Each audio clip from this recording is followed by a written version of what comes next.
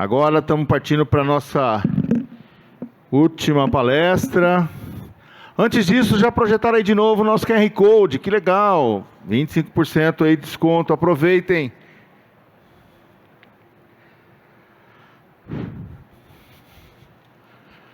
Daqui a pouquinho mais sorteio para vocês, mais brindes, e a gente encerra esse mega evento aqui.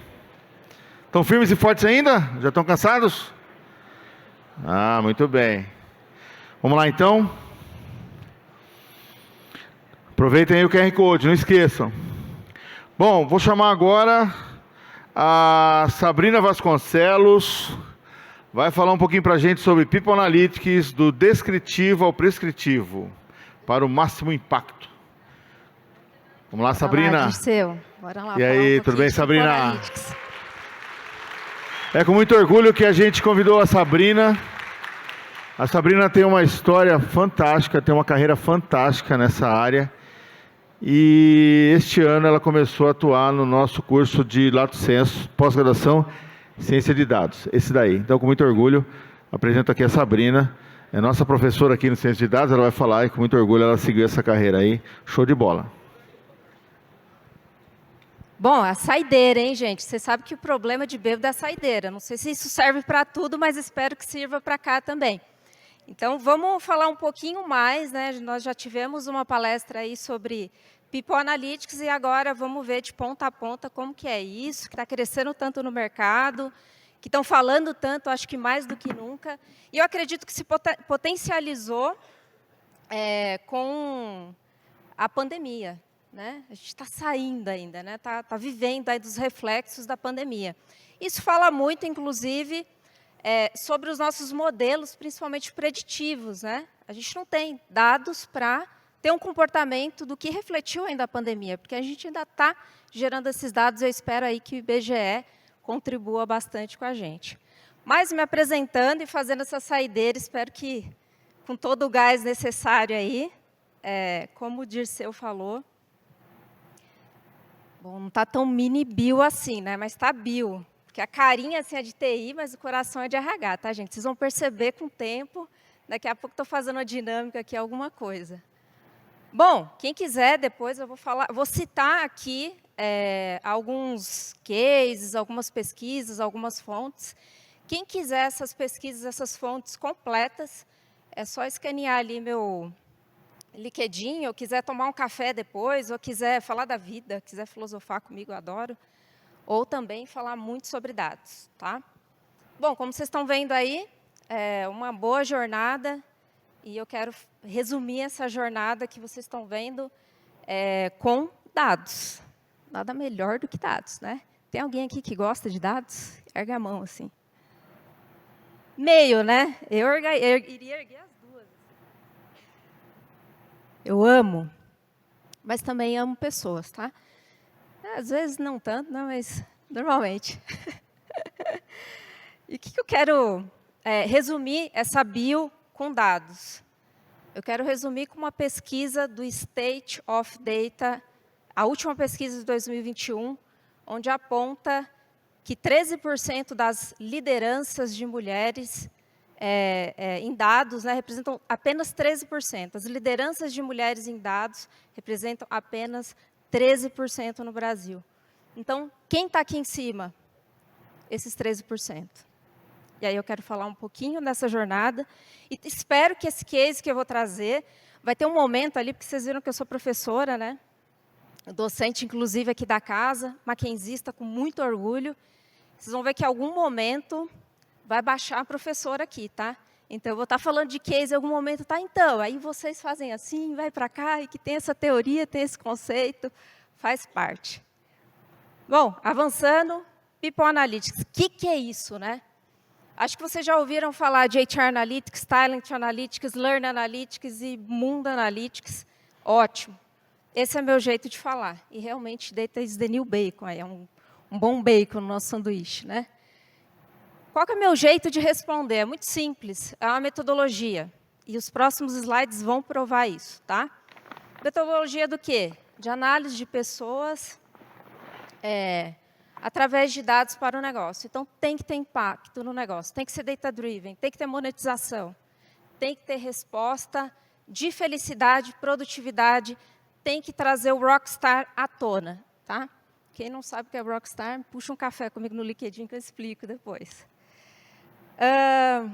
E eu tenho aí meu guru, que é o Ben Weber, trazendo um jeito de explicar o que é People Analytics. Então, eu gosto demais do jeito Ben Weber de falar, que é quando nós utilizamos dados para entender os comportamentos no local de trabalho que vão tornar as pessoas mais eficientes, felizes, criativas, líderes, seguidoras, pioneiras, especialistas, aí sim People Analytics está acontecendo.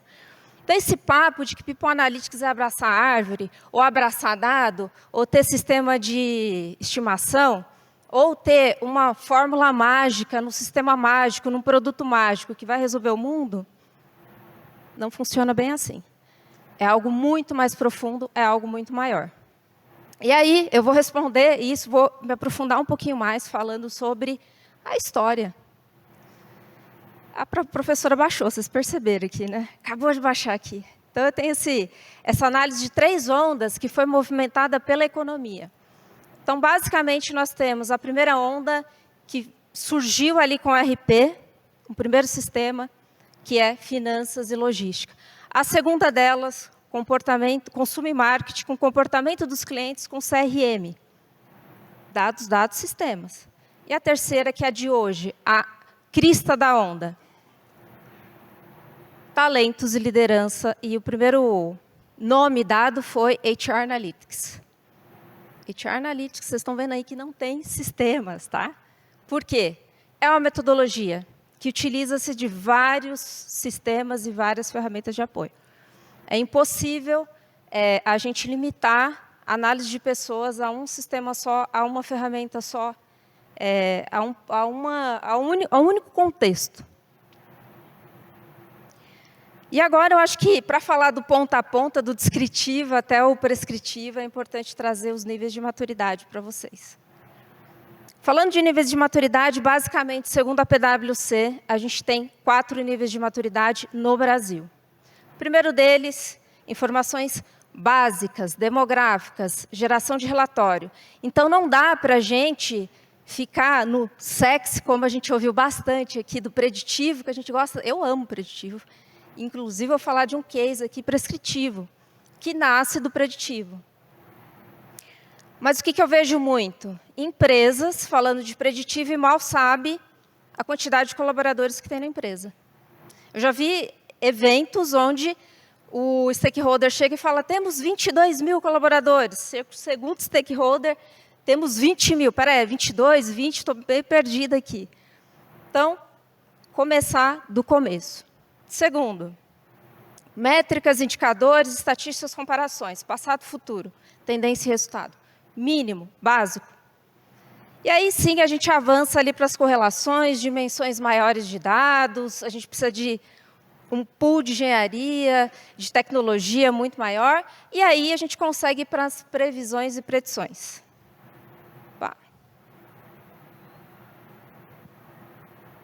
Foi. E aí é muito importante a gente ter perguntas. Tudo começa no empírico, pensamento empírico, conceito e prática, o tempo inteiro. Qual a primeira pergunta? O que está acontecendo aqui? Depois, por que isso aqui aconteceu? Tá bom, já sei o que aconteceu, por que aconteceu? Para eu chegar no preditivo, eu tenho que ter respondido as 2 últimas perguntas básicas e intermediárias e já para o avançado, que é o que vai acontecer. E, por último, fazer uma recomendação sobre o que vai acontecer. E a gente fala muito de insight. Alguém aqui acha que existe algo antes do insight, depois do insight? Erga a mão. Quem acha que existe algo antes e depois? Muito bem. Ó, podia dar uma sacolinha para eles, porque só 3, meia dúzia de gato pingada que respondeu certo. Então, antes a gente tem o hindsight. Passado, presente, olhar no retrovisor, ter propriedade. Como que eu vou falar do que pode acontecer, sendo que eu não tenho uma visão monitorada? Aí sim vem o insight. Olha lá. Compreensão, análise de causas para entender padrões. E depois, eu tenho ainda a revisão. prever o que é mais provável que aconteça no futuro. Como que eu vou prever o que é mais provável, sendo que eu não tenho nenhum diagnóstico, eu não sei nem o que está acontecendo? E esses são os métodos de classificações, ou os 4 níveis de analíticos importantes para a gente olhar. Segundo o Gartner, tá? Inclusive. Meu Deus, o tempo. Case. Estamos indo para a reta final. Case, gente. Então, vou falar de uma estruturação descritiva, diagnóstica, preditiva, prescritiva. Primeiro, não vou poder citar dados aqui, tá? Porque é um case real. Mas vou falar mais ou menos como que foi a construção. Me chamem para um café, a gente conversa um pouco melhor sobre o case. Primeiro, tinha um grupo específico atuando diretamente em squad, unidade de negócio, para entender o calor das áreas. Levantando esses problemas externos e internos, a gente tinha ali uma teoria, uma hipótese, um problema bem mapeado. E eu costumo dizer que quando a gente tem o entendimento do problema, a gente tem 50% dele já resolvido. Depois, tinha ali a coleta, análise exploratória, informações rápidas. E aí sim a gente começava a gerar uma apresentação. E por último, tinha o que a gente chamava ali de doceria, era tipo um petisco, né? E aí tinha os envios de entrega de valor final, com uma análise muito rápida, muito superficial. Aqui é um desenho, como se fosse um mapa, um canvas, a gente pode dar um nome agora, se vocês quiserem, de como que a gente evoluía para um diagnóstico, para uma construção diagnóstica. Então, a gente partia desse mapeamento de unidade de valor, né, com essa entrega paliativa, ia para o cross, fala-se muito de data product, mas fala-se pouco de design data, prototipagem e data vis. Vocês concordam? Então, é assim que a banda toca, tá? Quer falar de produto, fala de prototipagem. E aí a gente tinha esse levantamento de requisito, prototipagem, histórico, ponto de partida, e aí sim a gente ia para coleta e tratamento, tá? Depois ia para o público de data analysis e fazia toda a identificação de camada. Operacional, analítico tático ou estratégico. E por último, teste, validação e entrega ali de dashboards, diagnósticos, análises, insights e tudo mais, tá? Isso aí é um exemplo, um rascunho, tá, gente, de prototipagem. Então, não, sem críticas, tá? Fiz numa ferramenta, não sou design, né? Então, é um negócio de cientista de dados se aventurando aqui. Então, isso é uma prototipagem aí para a gente fazer um dashboard de turnover, porque o case que eu estou trazendo aqui é de turnover. Então, a gente fez um storytelling, um dashboard para monitorar o preditivo, a modelagem preditiva e o prescritivo a partir daqui. E agora a gente vai falar dentro desse case da predição e prescrição já para finalizar. Como que foi feito? Foi utilizado Flight Risk. Antes do Flight Risk, a gente usou uma coisa que era chamado de Risk Label, que era o quê? Pegar todo mundo e entender quem está em risco de saída em 3 meses e falar, líderes, tomem cuidado aí, que nós temos aí um grupo de colaboradores da sua área que pode sair de forma voluntária até 3 meses. E aí a gente tinha um range de alto risco e risco, que era de 3 e 2 meses. Esse é o fluxo aí do Flight Risk, que eu acho que é um avanço. E do lado vocês estão vendo um Performance Rating, que são grupos ali de High Performance e Medium Performance. No Flight Risk, a gente usa uma categoria de... Eu não vou olhar quais pessoas têm predições de sair num grupo, num contexto aberto. Eu vou olhar no contexto de High Performance e Medium Performance. Essa predição tem esse diagrama, um diagrama automatizado de predição, é da SAP, muito bom. Posso passar depois para vocês também com mais detalhes. E aqui é a fase final da prescrição. Como que foi feito esse case? A gente fez um levantamento do dado, criou um algoritmo. Antes a gente teve todo o nosso estudo de predição, todo o nosso modelo de predição. Plugamos no nosso algoritmo de inteligência artificial para conectar no nosso bot, que tinha uma integração via Dialogflow, que é low code, ele faz o script dele automaticamente, na maioria dos casos. Acho que a grande complexidade ali foi criar a árvore conversacional. E conectamos no Slack, que era o canal de maior interação, para poder ter essa lista em PDF disparada para os líderes. Então, lá, os líderes eles tinham uma recomendação em cima de uma predição. Líderes, vocês têm um grupo aí de pessoas da sua área que pode sair em 3 meses e outros dados que nós analisamos como o G Suite, com o que nós chamamos de Nossa, a gente gosta de inglês, né? Colocar em inglês assim para ficar bonito, mas era, tá vendo? Depois a gente esquece. Acho que era saúde da agenda, era uma coisa assim, tá? E ali a gente mapeava, baseado no estudo da Microsoft, se as pessoas tinham pausas saudáveis o suficiente para que elas não migrassem para o impacto de burnout, ansiedade ou outros fatores críticos de saúde e bem-estar, ou de saúde mental. E aí, nessa recomendação, a gente puxava o líder. Que tal fazer aquele one-on-one que a gente mapeou, que não estava sendo feito há mais de 30 dias, para olhar o desenvolvimento, o desempenho, ou até outros fatores pessoais, principalmente nessa pandemia. Isso deu impacto de 38% de redução de CIDs de saúde mental. Então, é um grande orgulho que eu tenho de trazer esse case, principalmente nessa casa, que para mim é a minha casa, e principalmente para o público do meu coração. Por mais que o meu coração seja de RH, o público é de data. Então, é um grande orgulho. Obrigada aí, Monique. Obrigada, Vitor. Obrigada a todos vocês pela oportunidade de compartilhar um pouquinho. E eu queria que as mulheres se levantassem aí, só para fechar, estourando de vez o tempo aqui.